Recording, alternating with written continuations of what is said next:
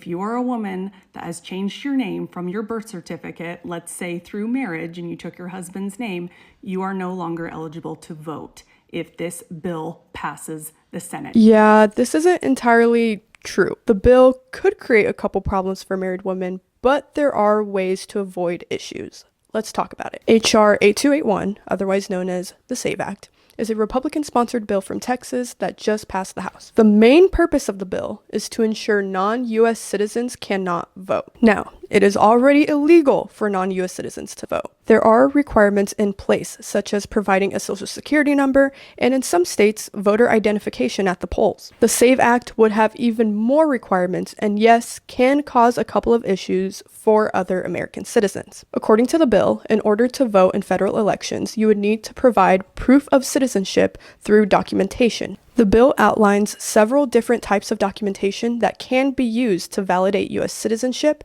when registering. 1. A form of identification in compliance with the Real ID Act of 2005. This does not include a state-issued ID, such as a driver's license. I will leave a link in the comments so you can go look what works and what doesn't work.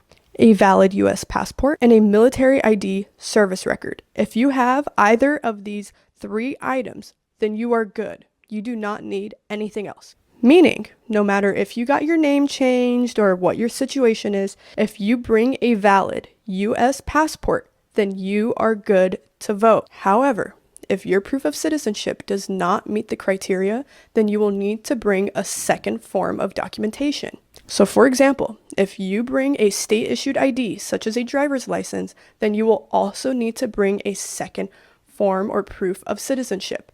The second one has to match the name on your driver's license. The additional document can be a certified birth certificate, a hospital record of birth, an adoption decree, an American Indian card, and more.